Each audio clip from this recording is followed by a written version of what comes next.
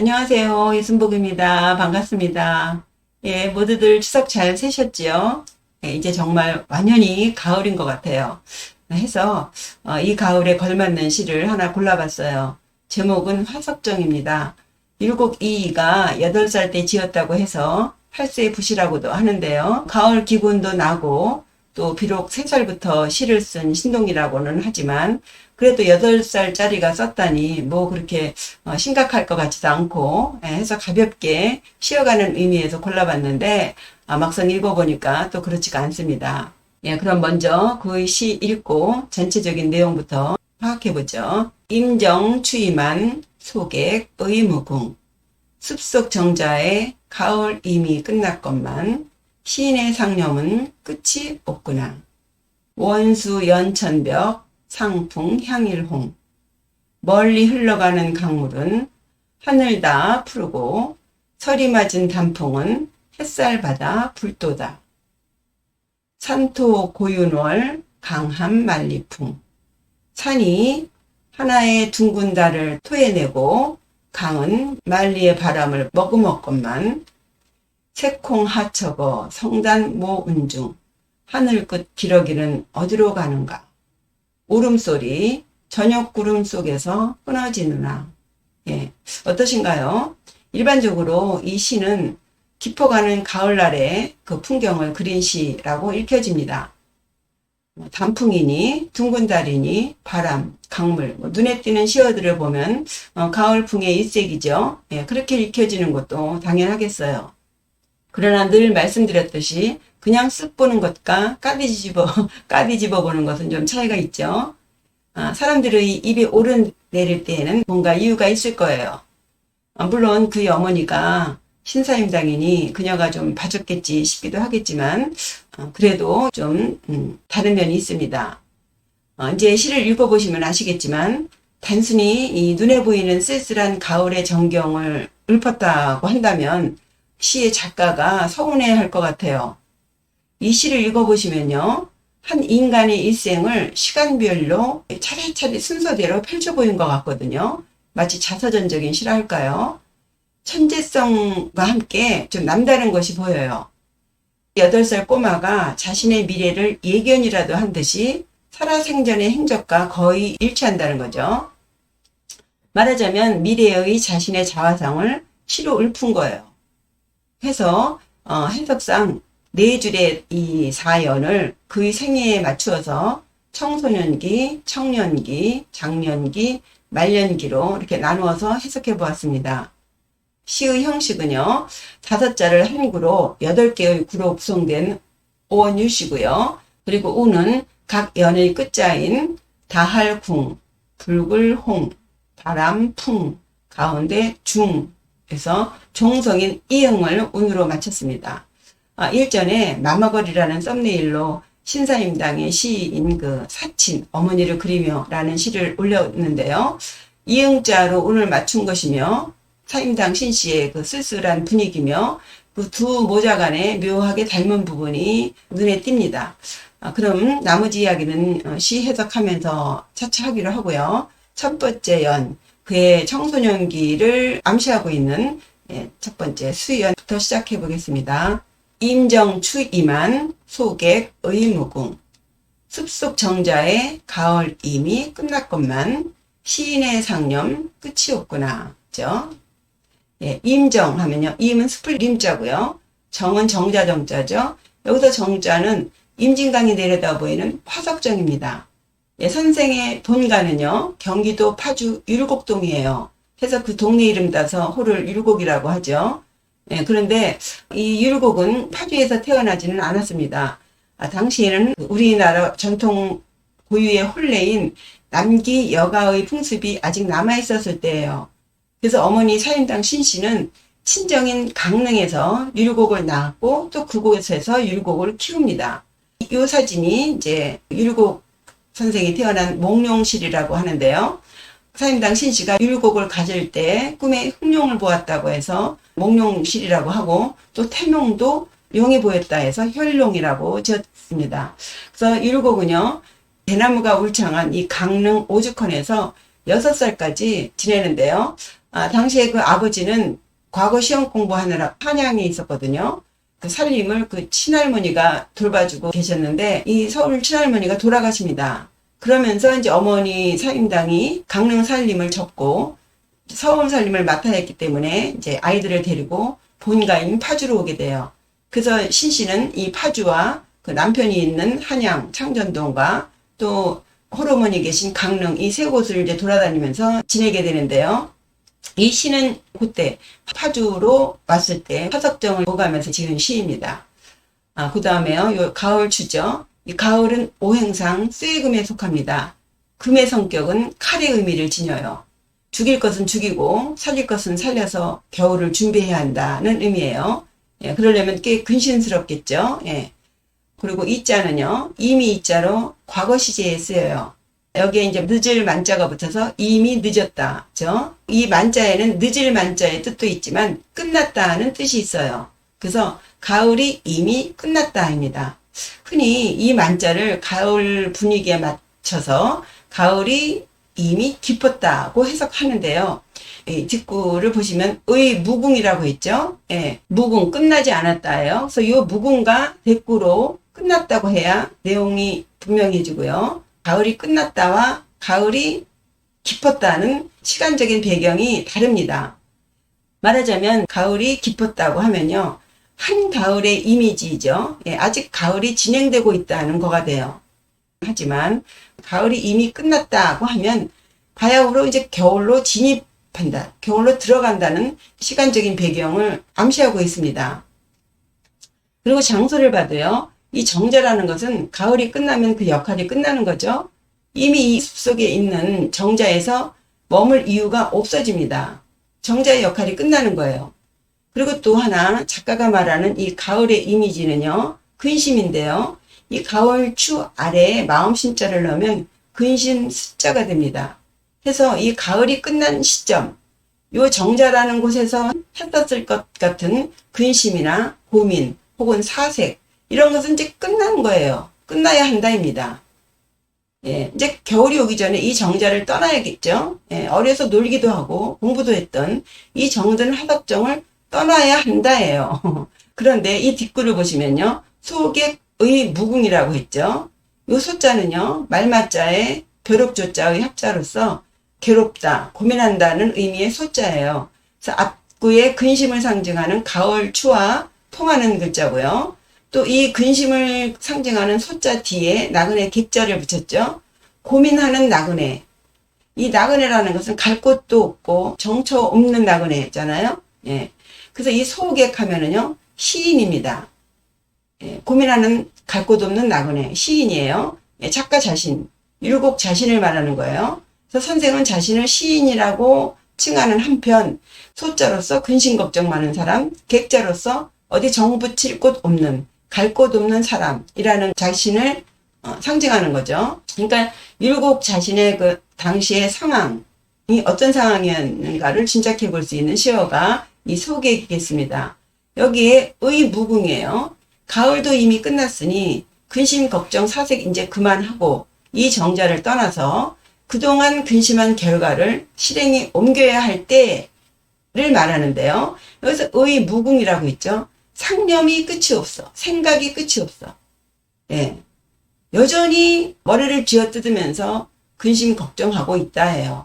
예. 이제 그만해야 되는데, 예. 정리해보면요. 습속 정자에 가을 이미 끝났건만, 이제 정자를 떠나야 되는데, 시인의 상념이 끝이 없구나. 아직도 결정한 게 없어. 어떻게 해야 할지, 어디로 가야 할지, 예. 예. 무엇을 해야 할지 아직 결정을 못 내렸다는 거예요. 그저 걱정스럽기만 하는 이 청소년기를 끝내고 이제 새로운 세상으로 나아가야 하는데 지금 끝내지 못하는 청소년기의 그 복잡한 심리 상태를 잘 보여주고 있는 연입니다. 그렇다면 선생은 도대체 무슨 걱정에 이렇게 길을 떠나지 못하는지, 나아가지 못하는지, 두려워하는 게 무엇인지, 그죠? 선생의 청소년기를 좀 알아보셔야겠습니다. 선생의 어머니 사임당 신씨는요, 남편 이원수와 금슬이 별로였던 것 같아요. 남편 이름이 이원수예요. 사임당은 결혼 후에도 여전히 친정인 강릉에서 살고 있었다고 했잖아요. 남편 이원수는 계속 과거시험 준비한답시고 한양에서 살고 있었어요. 시험 보는 족족 떨어졌거든요. 이 원수는요, 율곡의 외할아버지가 직접 골라준 사람이에요. 율곡 외할아버지도 계속 시험 볼 때마다 떨어져서 고시총같이 공부하는 곳에서 만났겠죠. 근데 그렇게 총명한 사람을 고른 것 같지 않아요. 딱 자기 같은 사위를 골랐어요. 예, 적당하게 대릴 사위로서의 역할을 원하지 않았나 싶기도 하고요. 예, 그 시험만 보면 낙방이니 이 한양을 벗어나지 못했고요. 예, 거기다가 또 그것도 모자라서 주모 출신인 권씨와 살림을 차려서 살고 있었던 것 같아요. 그러니 이 신사임당과 이원수와 이 두 내외 사이는 한양과 강릉 거리만큼 멀었겠죠. 예, 그러다가 이제 율곡이 6살 되던 해에 그 친할머니가 돌아가시면서 할 수 없이 사임당이 강릉 살림을 접고 이 서울 살림을 하게 된 것입니다. 예, 그러니 이제부터 신사임당은 늘상 강릉에 홀로 계신 그 외할머니를 그리워하게 되었고요. 또 한편 이 아버지 이원수는 또 틈만 나면 주모 권씨에게 달려가고 했으니 예, 이 어린 율곡의 마음이 그렇게 행복하지는 않았을 것 같아요. 어쨌든 이 시는 이즈음에 지은 시입니다. 어린 율곡의 눈에 비친 어머니 신사임당, 정말 시도 잘 써, 그림도 잘 그려, 아이들도 잘 살펴, 예. 아주 율곡은 붙들어 앉혀놓고 가르쳤다고 그러거든요. 예, 세상에 없는 어머니였지만 언제나 외롭고 불쌍해 보이는 그 어머니의 그늘을 참 안타깝게 바라보았지 않았을까 싶습니다. 예, 어떻게 해서든 어머니를 좀 기쁘게 해드릴까, 예, 늘 어머니의 안색만 살피면서 예, 빨리 효도할 날만 바라면서 지냈겠죠. 예, 그러던 어머니가 율곡이 15살 되던 해에 갑자기 예, 48살의 젊은 나이에 세상을 떠나게 됩니다. 예, 참 기가 막힐 노릇이죠. 예. 그래 또 아버지 이원수는 또 기다렸다는 듯이 권씨를 후추로 드려요. 3년상도 치르기도 전에 그 아픔을 추스리기도 전에 그죠? 어이없죠. 어린 율곡에게는 너무도 아픈 상처였을 것 같아요. 그래서 그런지 저런지 율곡은 새어머니와 맞지 않았습니다. 맞을 수가 없겠죠. 3년상을 치르고 나니 이제 더 이상 그 집에서 살 이유가 없어졌겠죠. 예. 행복했던 화석정의 시절은 끝났습니다. 그러나 어머니와의 추억이 남아있는 이곳을 떠나기는 쉽지 않았던가 봐요. 이런저런 생각이 많았겠죠. 예, 아마도 이때의 심정을 임정추임한 속의 의무궁, 예, 숲속 정자의 가을 이미 끝났건만, 예, 축제는 이미 끝났건만 예, 떠나지 못하는 예, 시인의 근심 끝이었구나 라고 표현한 것 같습니다. 그러나 어쩌겠습니까? 이제 떠나야죠. 예, 율곡은 무질게 마음을 먹고 떠나기로 합니다. 예, 두 번째 연이에요. 원수연 천벽 상풍 향일홍 멀리 흘러가는 강물은 하늘 다 푸르고 서리 맞은 단풍은 햇살 받아 불도다. 멀 원자에 물 숫자죠. 예, 이 물 숫자는 화석정에서 내려다 보이는 임진강일 거예요. 예, 멀리 흘러간다. 예, 이제 선생은 어머니와의 추억이 서려 있는 이곳 화석정을 떠나서 강물처럼 멀리 흘러갑니다. 이제 어린 날을 뒤로하고 과감하게 길을 나서죠. 예. 3년상을 마친 율곡은 그 정든 집을 떠나서 일단 금강산 마하연이라는 절로 들어가요. 마음의 정리를 해야 했겠죠. 1년간 그곳에서 절밥을 먹으며 앞으로 자신의 진로에 대해 많은 생각을 했을 거예요. 그리고는 이제 결심합니다. 과거 시험을 봐서 벼슬을 해야겠다고요. 그리고 그 이듬해에 산을 내려옵니다. 아시겠지만 당시에 양반의 자제로서 살아남는 방법은 오직 과거 시험에 합격해서 벼슬길에 나가는 거 외에는 없잖아요. 게다가 그는 평소에 자신의 집안은 대대로 녹을 먹는 집안이라는 말을 자랑스럽게 했었고 또 본가가 파주고 외가가 강릉인데도 늘 자기 고향은 한양이라고 했답니다. 이백이 자신을 왕손 출신이라고 이렇게 떠들고 다녔던 말이 생각나는데요. 다 젊은 날의 객기죠. 어쨌든 1년 만에 산에서 내려온 율곡은 이제 더 이상 쓸데없는 감상에 빠져서 세월을 낭비하는 그런 허약한 청소년이 아니죠. 이제 자신의 삶을 스스로 개척해야 하는 청년으로 이제 당당하게 현실과 맞서게 됩니다. 이 표현을 원수, 멀리 힘차게 뻗어가는 강물이라고 했지 싶습니다. 드디어 그는 본격적으로 과거 시험 과목인 유교 공부에 매진해요. 이 물은 그의 타고난 천재성, 그리고 어린 시절부터 어머니에게 배우고 익힌, 그리고 또 스스로 익힌 그런 학문을 말하겠고요. 이 멀 원자는 그의 학문의 깊이, 세기를 표현하는 글자라고 보겠어요. 그러니까 그의 자질을 바탕으로 해서 깊게 읽힌 학문을 쌓은 상태, 그것을 원수로 하고 그 원수가 멀리 힘차게 흘러서 연천벽이 됩니다. 연천, 이을연, 하늘천, 옥색 푸른 빛이죠. 힘찬 물줄기가 흘러 하늘에 닿아서 푸르듯이에요. 그의 천재성을 바탕으로 갈고 닦아 깊어진 학문, 그 학문이 궁중에서 실시하는 과거 시험에 합격하게 된다. 그래서 옥색빛을 바란다 입니다. 동양에서는요, 옥을 최고의 보석으로 여기죠. 옥빛을 낸다 하면 세상에 이름이 나는 거죠. 장원급제입니다. 말하자면 임진강 물처럼 깊고 센 선생의 실력이 멀리 한양 임금님 계신 궁궐까지 이어져서 빛을 발하게 되었다입니다. 실제로 선생은 13세에 진사 초시에 합격하면서부터 크든 작든 시험만 보면 장원을 해요. 그래서 9번 장원 급제한 공자라는 구도 장원공이라는 닉네임까지 받아요. 대단하죠? 부럽습니다. 그리고 22살 때에는요, 그 와중에 당대 성리학으로 이름을 날리고 있던 58세의 태계 이황 선생을 방문해요.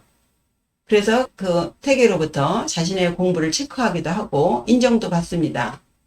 이때의 그 이황 선생과의 만남이 아마도 이후 그가 성리학을 조선에 토착화시키는데 큰 계기가 되지 않았을까 싶어요. 그리고 이건 여담인데요. 요 원수, 이 구에서 이 원수라는 말 있죠. 그의 아버지 이름이 이원수잖아요. 그런데 그는 왜 하필 이 아버지의 이름과 발음이 같은 시어를 썼을까요? 지금 세상에도 어린 꼬마에게 너희 아빠 이름 뭐니? 하면 무슨 자입니다. 이렇게 말하잖아요. 더군다나 6.25 사회에서 이 아버지의 이름과 같은 시어를 딱 써서 원수 한다는 것은 불경죄에 속하는데 그걸 율곡에 모를 리가 없을 건데요. 왜 이랬을까요? 아마도 자신의 그 타고난 천재성, 그리고 자신의 그 학문의 깊이, 그런 것을 표현하는 시어를 원수라고 씀으로써 자신의 지금 현재, 지금 상태, 지금 그것은 바로 아버지 이원수에게 물려받은 것이다. 이런 것을 은근히 알리고 싶어서는 아니었을까 싶어요. 시험만 보면 낙방하고, 결국은 음서로 그 조상의 공덕으로 벼슬에 오르고 또 거기에다가 주모와 바람이나 피는 아버지의 면목을 어떻게 해서든지 세워주고 싶은 그 율곡의 효성스러운 심정이 아니었을까도 싶고요. 그러니까 원수라는 사람은 바로 나같이 잘난 자식을 낳은 사람이야 이런 거죠. 내려오는 이야기에 한때 이 아버지 이 원수가요 꿈에 청룡 황룡이 논이는 꿈을 꾸었대요. 이거는 분명 태몽이다 해서 강릉 신씨를 만나러 가는데 주모 건씨가 붙잡았나 봐요. 자신을 붙잡는 주모 건씨를 뿌리치고 사임당 신씨를 찾아가서 하룻밤을 보낸 후에 이 율곡을 낳았다는 이야기가 전해지거든요. 율곡이 아버지를 세워야 했던 것은 어쩌면 당연할지도 모르겠어요. 아니한 말로 아차했으면 율곡이 주모 건씨의 배에 나올 뻔했잖아요. 아버지의 역할이 크지 않습니까? 다시 본문으로 돌아와서요. 율곡은 이제 이렇게 과거 시험에 붙었어요. 연천벽, 그죠? 듣고 보시면요. 상풍, 향일홍 했죠? 서리상자, 단풍나무 풍자죠? 서리 맞은 단풍나무. 정말 그 푸르고 무성했던 삼천 초목들 모두 기온이 떨어지면 다 이제 서서히 색이 바래지면서 그러다가 설이 딱 맞으면 일시에 다 죽어버리지 않습니까? 그러나 그 된소리를 겪고서도 이겨낸 단풍나무는 오히려 온몸을 아름답게 물들이지 않습니까? 선생은 자신의 그 어린 시절의 그 불행한 기억을 털어버리고 홀로 그 세상의 풍파를 겪으면서 갈고 닦은 실력으로 드디어 과거 시험에 합격했잖아요. 그것을 상풍으로 비유한 것 같고요. 다음에 향일홍 하면요. 이 향자는 향한 향자죠. 그 속에 받는다는 의미가 있어요. 그래서 날일자, 햇빛이죠. 햇빛을 받아 붉다죠. 된설이도 이겨낸 이 붉게 물든 단풍이 햇살까지 받아서 더욱 붉다입니다. 상풍이 과거에 장원급제한 율곡이라면 향일의 해는요 임금이죠. 임금의 은총을 받아서 벼슬을 하게 되는 거예요. 그래서 벼슬에 나가서 자신의 그 붉음을 더욱더 밝게 발하게 된다입니다. 예, 정리하면은요, 앞구는 이 타고난 천재성과 학문의 깊이, 그것을 원수로 표현했고, 뒷구에서는 그 자신의 그 불행을 이겨낸 것을 상풍으로 이렇게 대꾸를 했고요. 또 장원급제로 세상에 드러난 것을 연천벽, 예, 하늘에 닿은 푸른색으로 표현한 것에 비해서 또 임금의 은총을 받아 벼슬을 시작해서 빛나게 된 것을 홍색으로 대꾸했습니다. 자연 경물에 대한 이 감각적인 묘사, 그죠? 예, 또 색채의 대비. 그러니까 청소년기를 지나서 청년기에 들어 성공한 자신을 이렇게 훌륭하게 표현하고 있는 것 같아요. 이 19절처럼 드디어 선생은 29세에 장원 급제해서 호조 자량직으로 벼슬살이를 시작합니다. 그의 벼슬살이는 어땠을까요? 예, 다음이 세 번째 장년기입니다. 벼슬 후의 업적과 그의 역량이라고 할까요? 예. 산토 고윤월 강함 만리풍. 산이 둥근 달 하나를 토해내고 강은 만리의 바람을 머금었건만. 예. 여기서 산자는요, 매산자죠. 예, 지옥에서 산은 삼남 셋째 아들을 상징합니다. 그래서 산이라는 사물을 예로 든 것은 아니겠지만요, 이 산은 율곡 자신을 상징해요. 예, 그리고 이 토하다, 뿜어내다, 무엇을? 고윤월. 이 고자는 외로울 고의 의미도 있지만요, 이 고자 속에는 하나의 작은 아주 유일한 독보적인 이런 의미를 내포하고 있어요. 그리고 요 윤자는 바퀴윤자인데 둥글다는 의미와 함께 완전함, 퍼펙트하다, 완전하다 이런 의미를 내포합니다. 그리고 이 달월은 산이 만들어낸 것과 같은 하나의 둥근 달을 뿜어내다 라는 의미가 되겠는데, 선생의 업적, 성취 뭐 이런 것을 표현한 시어지요. 여기서 고윤월이라는 시어는요, 신사임당이 어머니를 그리워하며 쓴 사친이라는 시에도 이 고윤월이라는 시어가 나와요. 그런데 사임당 신씨의 그 시에서는 이 고자가 외롭다는 의미로 쓰였지만, 여기서는 선생의 학문적인 성취, 그러니까 개혁 의지를 가지고 추진했던 정책들, 예, 그런 것을 이제 달이라고 비유한다면 그것들의 특징은 고윤, 작지만 유일하고 독보적인, 예, 나름 완성된 것이죠. 예를 들면요, 예, 선생은 학문적으로는 이기이원론과 더불어 주기론을 주장했고요. 또 저서로는 정치 이론서이자 제왕학의 교본이라고 할 수 있는 성학 지별을 비롯해서 후학 양성을 위한 경몽요결 등 38권의 책을 남겼고요. 또 정책적으로는 공납제의 폐단을 시정하기 위한 대공수미법이라든가 또 군정을 개혁하는 정책 등 사회 전면적인 개혁 의지를 밝혔거든요. 그런 모든 것을 이 달월이라는 시어로 표현한 것이죠. 예, 예, 그런 것을, 예, 선생이 그 아주 자기만의 독보적인 그런 완성된 학문적인 성취 혹은 정책 등을 토해냈다가 되겠습니다. 그러다 보니 그의 주변에 서서히 세력이 형성되겠죠. 그것을 뒷구인 강함 만리풍이라고 읊습니다. 강이 만리에서부터 불어오는 바람을 머금었다. 그죠? 네. 이 강은요, 그 함연의 두 번째 연의 원수 연천벽에서 물을 선생의 그 타고난 천재성 혹은 그 깊은 학문이라고 했다면, 이 강은 그것을 담는 그릇, 기량이라고 하겠습니다. 함자는 머금을 함이고요. 만리풍의 만리는 선생 역량의 넓이를 표현한 것 같아요. 그리고 풍자는 전국 각지에서 이 선생의 명성을 듣고 몰려드는 인재들을 표현하는 시어가 되겠습니다. 이 강이 그릇이 만리로부터 온 바람을 머금는다. 예, 그래서 선생이 그 자신의 그 성리학적인 이론과 그리고 국가를 위해서 내놓는 정책 이런 것을 듣고 전국 각지에서 몰려드는 많은 인재들을 자기가 다 품었다, 다 수용했다, 그죠? 예. 그런데 그랬건만이에요. 그렇게 했건만 학문적으로도 큰 업적을 만들었고, 그리고 사회 국가를 위해서 많은 인재들을 수용해서 추진했건만 이렇게 되는 거죠. 예. 여기서요, 산토와 강함이 이제 대꾸인데, 예, 정적인 산이 움직임을 토할 토자로 표현했고요. 또 이 동적인 강이 정지하고 있는 의미의 머금을 함자로 정과 동, 동과 정. 예, 정중동에 절묘한 역설적인 대꾸를 보이고 있죠. 예, 그리고 하나와 만, 달과 바람, 이런 식으로 대꾸를 했습니다. 앞구에서는 그 자신만이 내놓을 수 있는 그 유일한 독보적인 그런 학문적인 논리와 그리고 정책, 그런 것을 이제 마음껏 토해내고 전국 각지에서 몰려드는 그 인재들을 모두 안았다가 되겠습니다. 예. 그런 당시 유능한 관리들 중에서도 당연 눈에 띄는 독보적인 존재였다고 합니다. 예, 젊은 선진 엘리트 관리들의 중심이 되었겠죠.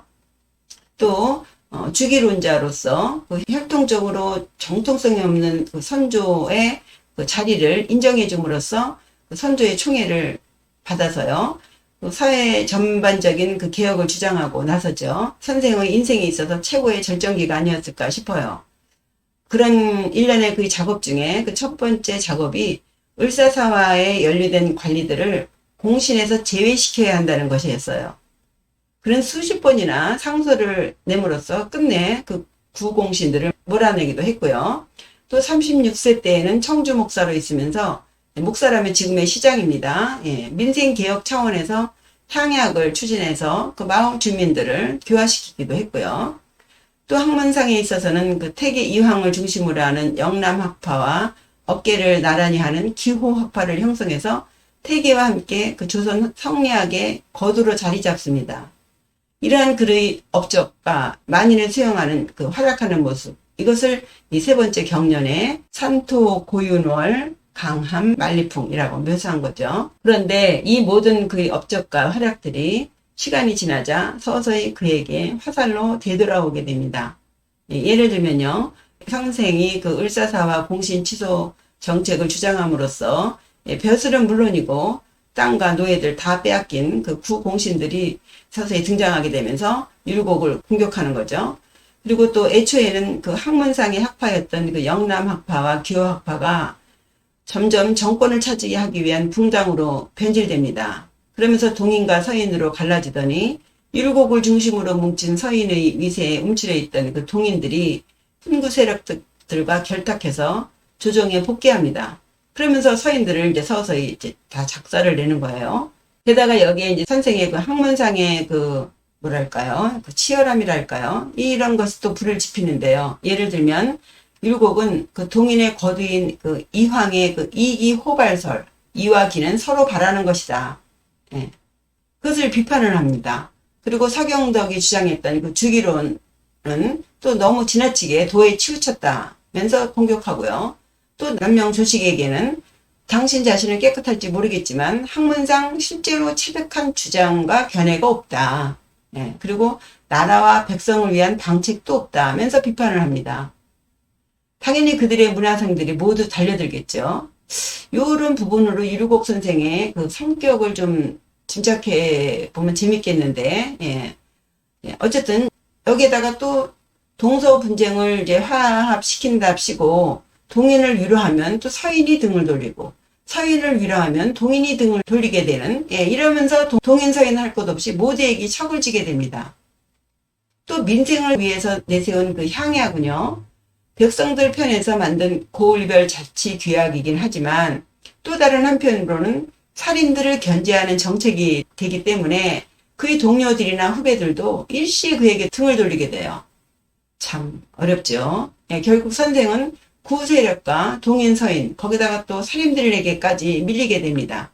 해서 10년간의 공직생활을 접고 39살 되던 해에 처가인 해주에다가 은병정사를 짓고 후학들 양성에 매진하게 되죠. 이때 지은 책이 경몽요결이에요. 그렇게 5년을 지내다가 이제 동인 서인의 갈등이 이제 극에 달리니까 선조가 이제 율곡을 부릅니다. 좀 그들 좀 중지하라는 거죠.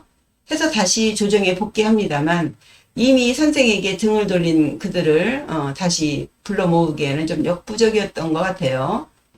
이때의 상황을 이 시의 마지막 미연, 이제 말년기에 쓰고 있습니다. 새콩 하척어 성단 모은 중 하늘끝 기러기 어디로 가는가 구름소리 저녁 구름 속으로 사라지느나 끊어지느나 입니다. 여기 색자는요, 흔히 변방 혹은 요새를 뜻하는 새로 읽는데요.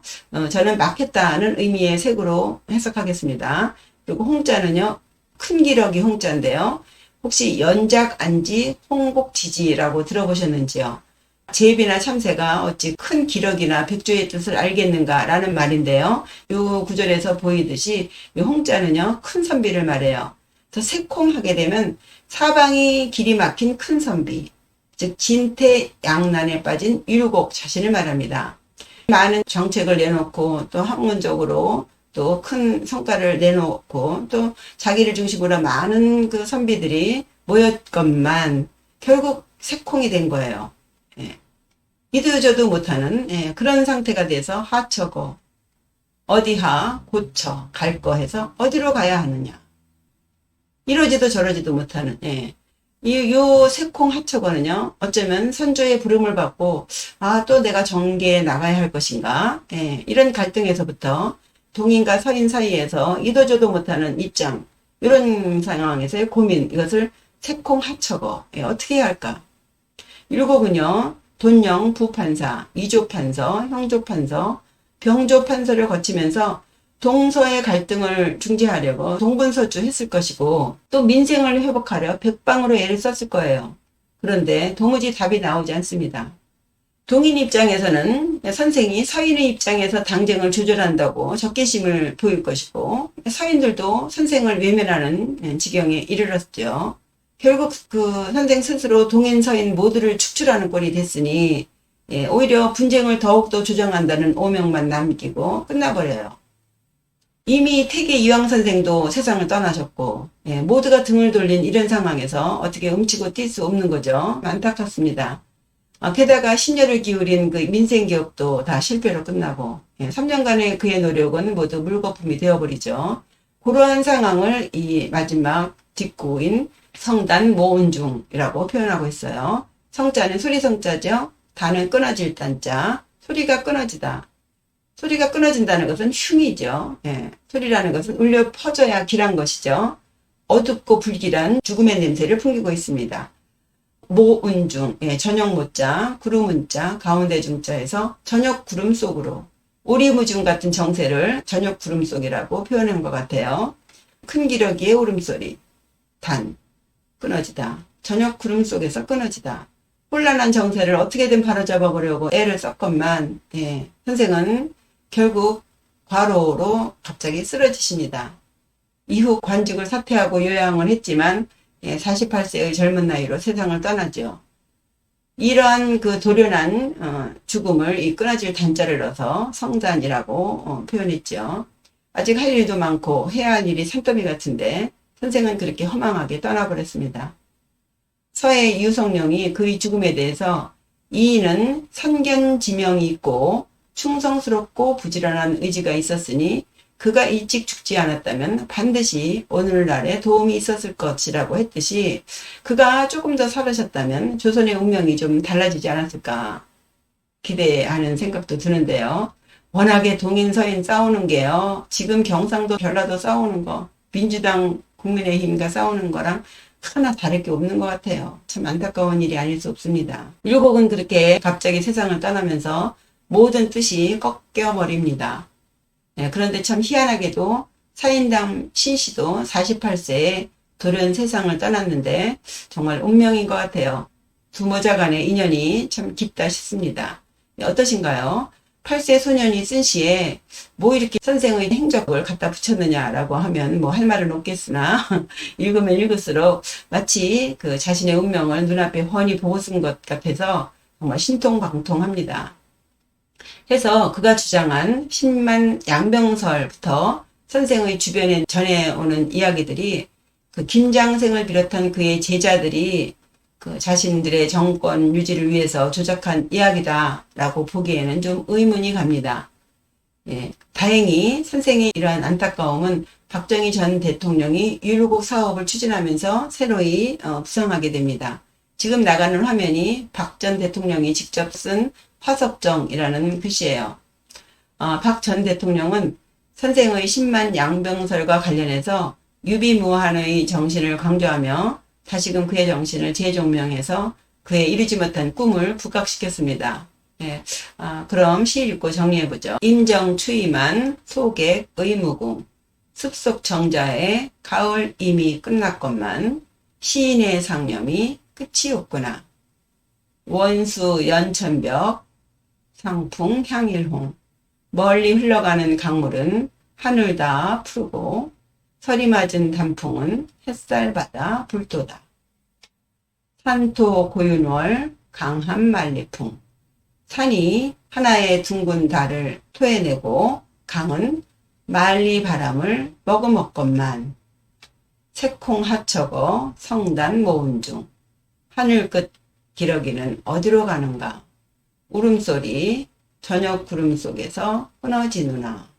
예, 이것으로 율곡 선생의 8세 부시 감상하셨습니다. 구독과 좋아요, 댓글 잊지 마시고요. 다음에 또 좋은 시로 찾아뵙겠습니다. 감사합니다. 안녕히 계세요.